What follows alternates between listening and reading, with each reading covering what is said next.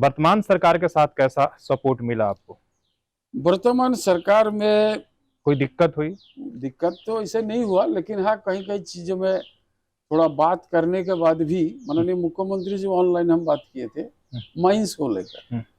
Surda mines देखिए पूरा tribal और नक्सल इफेक्टेड इलाका, वो पूरा इलाका था। हम लोग ने कहा कि माइंस जो है नवीकरण होता है उसका, लीज का नवीकरण, तो ये कम से कम 8 महीना 9 महीना रहने के पूर्व जो है लीज का नवीकरण किसका प्रोसेस में लाना चाहिए। अब देखिए 7 8 9 महीना मजदूर बाहर बैठा हुआ है, नवीकरण के लिए चल गया, अभी लेट हो गया। फॉरेस्ट क्लियरेंस का चलते अभी थोड़ा सा रुक गया है, क्योंकि ये लोग क्वेरी कर दिया, कुछ फॉरेस्ट जमीन उसमें आ गया जब लीज नवीकरण कर रहा था, जिसके भारत सरकार ने मांगा। और ये 8 महीना से प्रोसेस चल रहा था कि इसको जल्दी इसको लीज नवीकरण कर दिया जाए, और इसको अभी भेजा तो थोड़ा सा क्वेरी हो गया। तो अभी हम माइन सेक्रेटरी और फॉरेस्ट सेक्रेटरी दोनों से मिले भारत सरकार का, और उनके आग्रह किया कि देखिए ट्राइबल इफेक्टेड है, यहाँ का लोग कहीं कोयम्बटूर चला जाता, कहीं केरल चला जाता, कहीं पश्चिम बंगाल, कहीं जम्मू चला जाता। और तो कोयम्बटूर में तो घटना भी घटा, मैडम से हम बोले भाषा नहीं जानता था, उनका पिताजी संथल थे दोनों, और वहाँ का तमिल भाषा लोग समझ नहीं पाया, फलस्वरूप इतना पीट दिया कि बेटा का तो ही देहांत हो गया। फिर पिताजी को जेल में डाल दिया। फिर अच्छा हुआ कि 15 दिन पहले कोयम्बटूर मेरा एक इंडस्ट्री का कमेटी गया था, सभी सांसद लोग का, डीएम और डीसी, और उससे मेरा परिचित था एसएसपी से, और वहाँ जो लोकल भारतीय जनता पार्टी के प्रदेश स्तरीय नेता लोग हैं वो लोग काफी सहयोग किया, फलस्वरूप उनको छुड़ा के ले आ गए। लेकिन ऐसा कितना ज्यादा वो आपके लोकसभा क्षेत्र का था? हाँ, चकुलिया का था। तो इसी तरह अगर हम उसी समय रघुवर जी से, माननीय मुख्यमंत्री से बात किए कि सेंट्रल स्टेट का दोनों का समन्वय है, इसको लीज कराना है, तो उन्होंने कहा कितना रुपया बाकी है। हम लोग दादा अगर इसको हम लोग जमा करने बोले तो बहुत समय लगेगा, क्योंकि सुप्रीम कोर्ट में केस है। तो इतना दिन जो लीज में होते आ रहा, उसी लीज को उसी आधार पर नवीकरण दे दिए, ताकि कारखाना बंद न हो, मजदूर बेकार ना हो जाए, और उन्होंने तत्काल उसी को अनुसरण करके लीज दे दिया। लेकिन ये सरकार इसको रोक दिया। ये आप राखा माइंस वाले की बात कर रहे हैं या सुरदा अलग? सुरदा माइंस का, राखा माइंस से अलग है।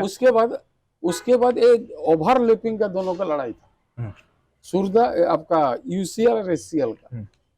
तो हमने उनका सीएमडी से बात किया, एचसीएल का, और यूसीएल का सीएमडी से बात किया कि भाई ऊपर में तो शहर है, नीचे में माइनिंग होना नहीं है, तो लड़ाई किस बीत गया। तो एक ही दिन चीफ सेक्रेटरी के साथ बैठ के हम लोग उसको सॉर्ट आउट कर दे। इतना दिन का झगड़ा जो है आधा घंटा में खत्म हो गया। और उसके बाद राखा, उसके बाद केंदाड़ी 11 साल से बंद था। मैंने मुख्यमंत्री जी को बोला था इसका प्रोसेस कर रहे हैं, उसमें थोड़ा हेल्प कर दिए। बोला ठीक है, सेंट्रल में जाओ। सेंट्रल में नरेंद्र सिंह तोमर जी थे, माननीय मंत्री खनिज, उनसे बात किया, बोला पढ़ा, बोला इसको हम कर देंगे, बोला वहां से भिजवाओ। उन्होंने किया। उस समय जावड़ेकर साहब थे आपका फॉरेस्ट क्लियरेंस मंत्री, उन्होंने फॉरेस्ट का कर दिया। तो केंदाड़ी 11 साल बने। उसी तरह राखा और चापड़ी का भी हम लोग लीज को नवीनीकरण कर दिए थे। और जेहेतु यहाँ का जो माल है, जो इसका कच्चा माल है, वो मध्य प्रदेश जाता था क्रशरिंग करने के, तो ये जो ट्रांसपोर्टिंग कॉस्ट है बहुत ज्यादा हाई हो जाता था। तो हमने कहा कि इसमें जमीन दो। ये धन्यवाद देते तत्कालीन मुख्यमंत्री जी को कि 100 एकड़ जमीन किसी को अलॉट कर दिया था। जेहेतु यहाँ का इंडस्ट्री फले फूले, इसीलिए उनको कैंसिल करके माइंस वाला को दिया 100 एकड़, ताकि यहाँ क्रशर लगे।